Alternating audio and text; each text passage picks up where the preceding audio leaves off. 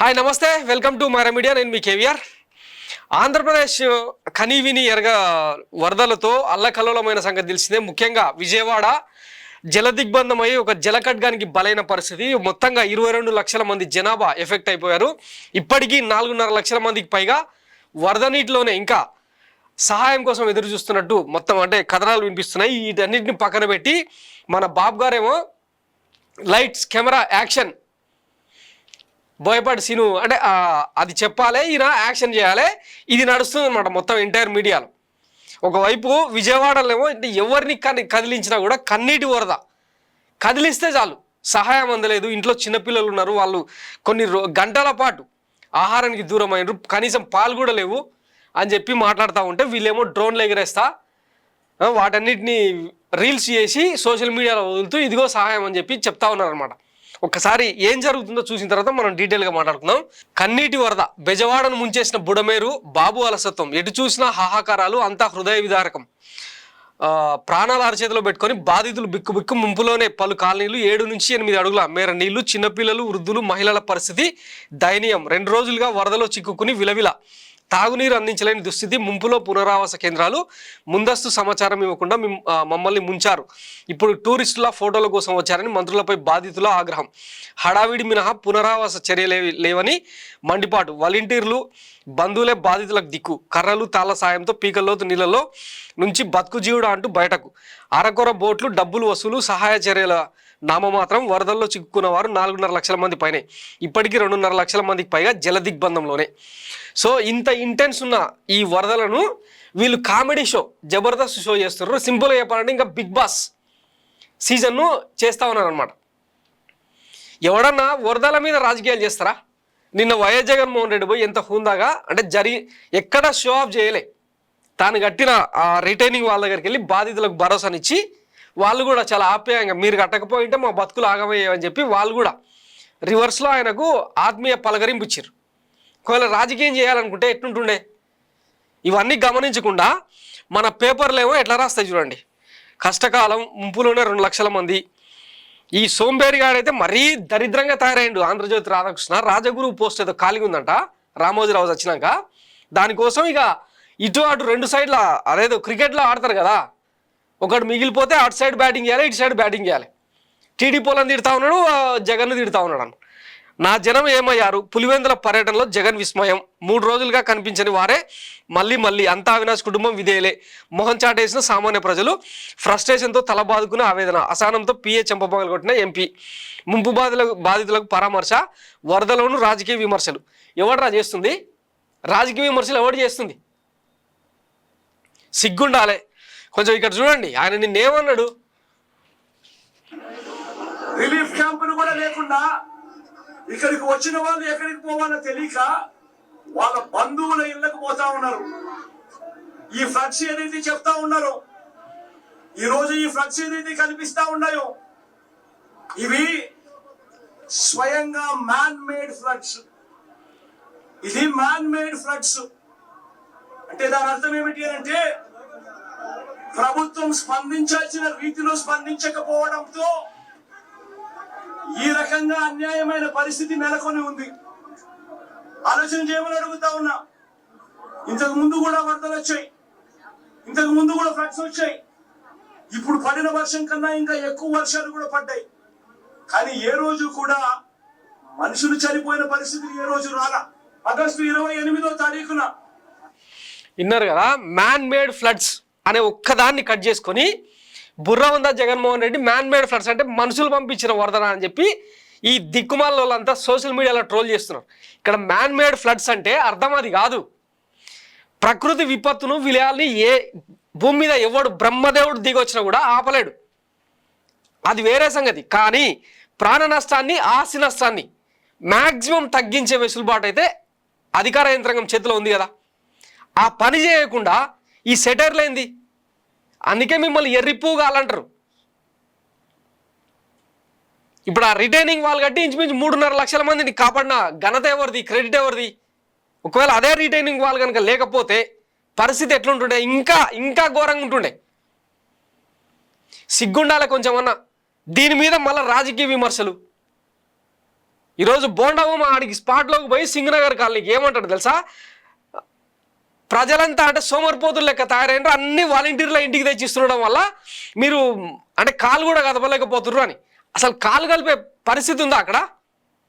మీ మీ social మీడియాలోనే మీ TDP ఛానల్లోనే చూపిస్తారు కదా, డ్రోన్లు ఎగిరేసి మరి ఆ ఆహార పొట్లాలు పంపిస్తున్నారు. ఎట్లా తెచ్చుకోవాలి అవి? ఉండాలి కొంచెం అన్నా. ఇక మన బాబు గారు అయితేనేమో ఇదిగో ఇక్కడ చూడండి, మీకు చూపిస్తా.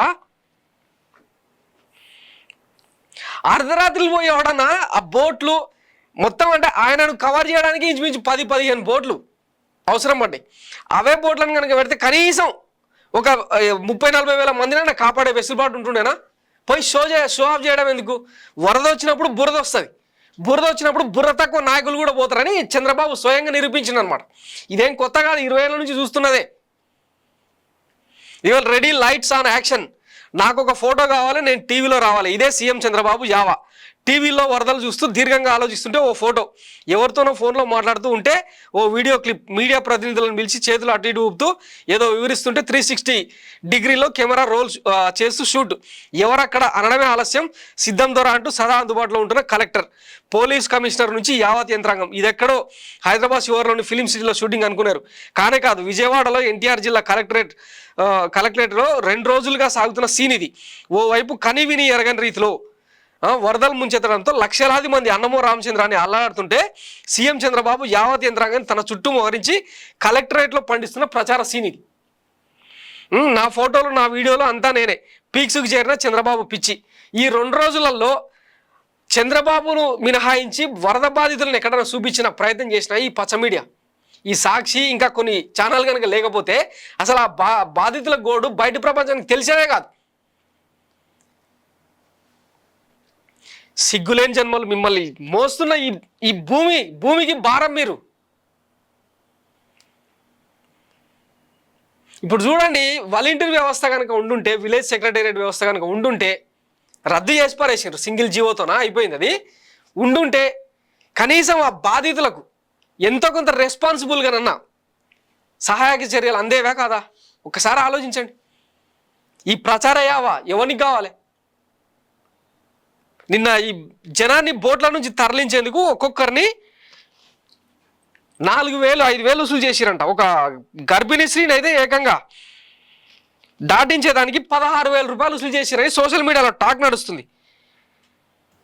అయ్యో, మా సిస్టర్ ప్రెగ్నెంట్, ఈరోజు ఇంటి దగ్గర నుంచి ఒక 4 కిలోమీటర్ల దూరంలో ఉన్న హాస్పిటల్కి తీసుకెళ్ళడానికి బోటు వాళ్ళు 16,000 తీసుకున్నారంట.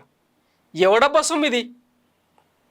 అధికార యంత్రాంగం సరిగ్గా రెస్పాండ్ అయితే ఈ పరిస్థితులు ఉంటుండేనా?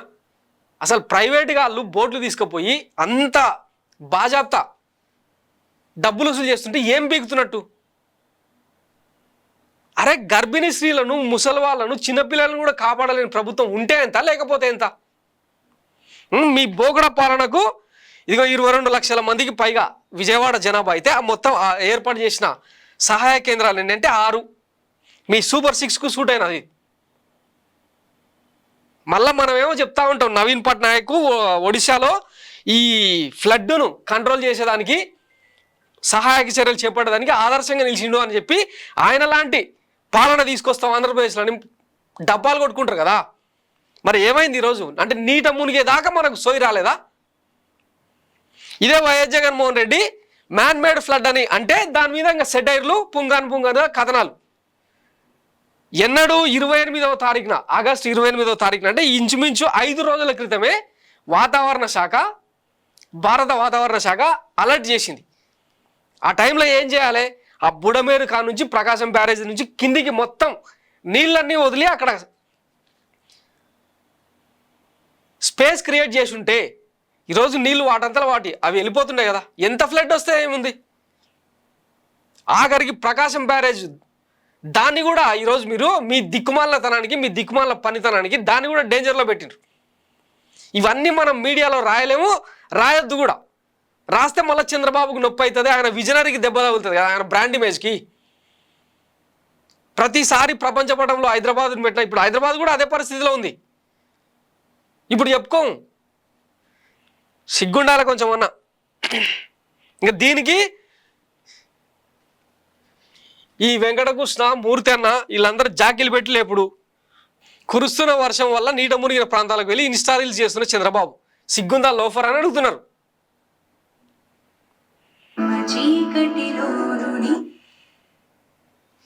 ఇగో ఇట్లా ఇదమ్మా మనం చేయాల్సిన షో ఆఫ్. అసలు ఇవన్నీ పక్కన పెట్టి ఒక లాజిక్ మాట్లాడుకుందాం. ఆయనకు కరకట్ట దగ్గర కొంప ఉంది, దానిలో కూర్చొని రివ్యూ చేయొచ్చు. అన్ని రకాల అడ్వాన్స్డ్ టెక్నాలజీలు ఆయన ఇంట్లో ఉంటాయి. లింగమనేని గెస్ట్ హౌస్ ఏదో ఉంది కదా, ఆడ కూర్చొని రివ్యూ చేయొచ్చు. అక్కడ ఎందుకు లేడు? అర్ధరాత్రి వచ్చి బోట్లు వేసుకొని జనముల మధ్య తిరగడానికి కారణమైంది అంటే ఆ కరకట్ట కొంప మునిగిపోయింది. అది బయటి ప్రపంచానికి తెలియద్దు. తెలిస్తే ఏమవుతుంది అంటే నదికి అడ్డంగా ఆనకట్టలు కట్టి మనం ఇల్లు నిర్మించుకొని ఆ ఫ్లడ్నంతా ఆపి వెనక్కి రివర్స్ తన్నేటట్టు చేసిన పాపం మనకే దక్కేది. అది బయటకు రావద్దు. 2, అమరావతిలో శాశ్వతమో తాత్కాలికమో ఏదో దిక్కుమాలిని ఈయన కట్టుకున్నాడు కదా, సెక్రటేరియట్లో కూర్చొని రివ్యూ చేయాలి. యాక్చువల్గా మొత్తం అధికార యంత్రాంగం అండ్ ముఖ్యమంత్రి మంత్రులు అందరూ ఇంత అంటే దేశం మొత్తం ఈరోజు ఆంధ్రప్రదేశ్ ఫ్లడ్ మీద సానుభూతి వ్యక్తం చేస్తుంటే మనం ఏం చేయాలి? సెక్రటేరియట్లో కూర్చొని అందరు కలెక్టర్లను వాళ్ళని వీళ్ళను మనకి ఎట్లాగో డాష్ బోర్డు ఉంటుంది కదా, దానిలోకి వెళ్ళి కదా ఆదేశాలు ఇవ్వాలి. సెక్రటేరియట్లో ఉండకుండా ఈ రోడ్లను పట్టుకొని తిరుగుడైంది అంటే నువ్వు ఉంటే తప్ప నీ అధికార యంత్రాంగం పనిచేయదా? ఇప్పటికీ కూడా జగన్ చెప్పినట్టే వింటున్నారా అధికారులు? చెప్పాలి కదా ఇది కూడా. ఎక్కడ మొదలైనవో ఏమో నువ్వు అర్థం కాదు. కానీ ఈరోజు నిజాంపేట, ఈ మాదాపూరు, తర్వాత మోకిల ఇవన్నీ మునిగిపోయి ఆఖరికి ఖమ్మం టౌన్ కూడా అంత నీ పాపం అంటారు. ఇక్కడ తెలంగాణలో కూడా చెరువులను కబ్జాలను ఇవన్నీ చేసి అదేంది సరూర్ నగర్ పార్కు, చాచా నెహ్రూ పార్కు, ఇంకొకటి ఏంది కృష్ణకాంత్ పార్కు, ఇట్లా చెరువులన్నింటినీ FTL కుదించి ఏదో చెరువుల సుందరీకరణ పేరుతో బొమ్మలు పెట్టి రియల్ ఎస్టేట్ వ్యాపారం చేసిన దిక్కుమాలత విజనది నువ్వు. ఈ నిజాలు తెలిసిన రోజు జనాలే చెప్పులతోనే కొడతారు. ఇప్పుడు ఏం చేస్తున్నావు? అమరావతిలో నీట మునిగే రాజధాని అని అందరికీ యావత్ ప్రపంచం మొత్తం తెలుసు, మనకు తప్ప, మనకు మన కులపోలకు తప్ప. ఇప్పుడు పోయి నిన్న ఏదో బ్రిడ్జ్ మీద ఆ ఫ్లడ్ ఫ్లోని చూస్తూ చాలా దీనంగా మొహం పెట్టిండు. ఇంకా ప్రతిసారి ఈ అమరావతి నీట మునిగాలే, ఆ నీళ్లు తోడిపోయాలి, ఆ కంప చెట్లు జంగిల్ గిలి అనే పేరుతో జీవోలు ఇవ్వాలి, డబ్బులు దొబ్బాలి. ఇదే మన కాన్సెప్ట్ అనమాట. ఆ రాజధాని అయ్యేది లేదు, పోయేది లేదు. అదో తెల్లయ్యాను కానీ మొత్తం జనాలంతా ఎవరెవరు అక్కడ పెట్టుబడులు పెట్టారో వాళ్ళందరూ దులిపేసుకొని ఇప్పుడు హైదరాబాద్కి వస్తున్నారు. ఇది రియాలిటీ. ఇట్లాంటి వాస్తవాలు ఏవి మనం మన పచ్చ మీడియాలో, పచ్చపత్రికల్లో రాయనివ్వం. ఇంకా ఇట్లా అన్ని పాజిటివ్ వార్తలే. ఇక మోకాలలో నీళ్ళల్లో ఏం కర్మ చెప్పు నీకు? 74 ఏళ్ల వయసులో నడుము పుట్టుకోనదనుకో ఎవరు ఈ రాష్ట్రానికి సంరక్షించేది? నీ మీద చాలా ఆశలతోన 124 సీట్లు ఇచ్చినప్పుడు నువ్వు చేయాల్సిన పనిదా? ఈ మొత్తం ఎపిసోడ్లో బీజేపీ వాళ్ళు కానీ జనసేన వాళ్ళు కానీ ఎక్కడ కనిపిస్తున్నారా? వాళ్ళకి బాధ్యత లేదా? కేంద్రంలో చంద్రబాబు చక్రం తిప్పుతున్నాడు, అవి బొంగరాల గిరగిరా తిరుగుతున్నాయని చెప్తున్నారు కదా. మరి ఇంత పెద్ద ఎత్తున ఫ్లడ్స్ వస్తే NDRF సిబ్బంది ఎక్కడ? హెలికాప్టర్లు ఎక్కడ? మొన్న కేరళ వయనాడులో వితిన్ అవర్స్లో ఆర్మీ రంగంలోకి దిగి ఒక బ్రిడ్జ్ ఏర్పాటు చేసింది. నువ్వు ఒక ఫోన్ కాల్ చేస్తే ఆ రక్షణ శాఖకు, డిఫెన్స్కు, వీటన్నిటికి ఫోన్ చేస్తే రావాలి. అంటే ఎక్కడుంది లోపం? మన ప్రయత్నంలోనే లోపం ఉందని కదా ఇవన్నీ చెప్పేది. ఇవన్నీ మన పేపర్లో రాస్తే ఎట్లా? వీళ్ళకి ఏదో శాపం ఉందంట పూర్వకాలంలో, అంటే నిజం చెప్తే తల పగిలిపోద్ది అని. అందుకే అబద్ధాలతోనే నింపేస్తూ ఉంటారు అక్షరాలన్నింటినీ. సో ఇది ఇక ఎవరి కర్మ, ఏదో పాట కూడా ఉంటుంది కదా, ఈ చోటి కర్మ ఈనాడే అని. గెలిపించుకున్న పాపానికి అనుభవించాలి అంతే. ఇంకా ఇది ఆంధ్రప్రదేశ్ పట్టిన దుస్థితి, దుర్గతి. ఇంతకు మించి చెప్తే ఇంకెక్కువ ఎమోషన్ అవుతుంది. వద్దు. ఇదిగో ఇక్కడ చూడండి, వృద్ధులు, మహిళలు ఎట్లా ఇబ్బంది పడుతున్నారు. కన్నీళ్ళు పెట్టుకోవడం ఒకటి మినహాయిస్తే ఇంకేం మిగలలేదు. విజయవాడ ఇప్పుడు కాదు, ఈ ఫ్లడ్స్ అయిపోయి ఇంకొక 4-5 రోజుల తర్వాత అసలు యాక్షన్ సీన్ మొదలవుతుంది. బాధితుల లిస్టు రెడీ చేయాలి, వాళ్ళు కోల్పోయిన ఆస్తులు ఎంత అన్నది లెక్కలేయాలి, పంట నష్టాన్ని లెక్కలేయాలి, తర్వాత కార్లు, బైకులు ఇట్లాంటివన్నీ ఉంటాయి కదా, ఒక్కొక్క కుటుంబం ఎంత లాస్ అయింది అన్నది లెక్కలు తీసిన తర్వాత దాని నుంచి గవర్నమెంట్ ఒక్కొక్క బాధితుల కుటుంబానికి ఇంత అని చెప్పి రిలీజ్ చేస్తారు కదా. అవి ఎవరు ఇవ్వాలి డబ్బులు? మళ్ళీ ఇదే కాల్మనీ సెక్స్ రాకెట్ బినామీలు, తర్వాత మన జన్మభూమి కమిటీలు. ఫర్ ఎగ్జాంపుల్ ఒక 10 లక్షలు ఒక కుటుంబానికి వచ్చింది అనుకోండి, దానిలో 5 లక్షలు నొక్కుడు, మిగతా 5 లక్షలు వీళ్ళకు. ఇట్లాంటి పరిస్థితులు మీరు చూస్తారు, నేను చూపెడతా. సో ఇది విజయవాడ వరదలకు సంబంధించిన రెడీ యాక్షన్ లైట్స్ కెమెరా ఇదే అనమాట బాబు గారిది. బోయపాటి సీన్ ఒక్కడు లేడు కానీ మొత్తం అదే, మొత్తం గ్రాఫిక్స్ మాయాజాలం కదా. ఇన్స్టా రీల్స్, ఇది ఇన్స్టా రీల్స్ పాలన. ఈవీఎం ప్రభుత్వం ఇన్స్టా రీల్స్ పాలన. మళ్ళీ మాట్లాడుకుందాం. Thanks for watching Myra Media. నేను మీ కేవీఆర్. Thank you.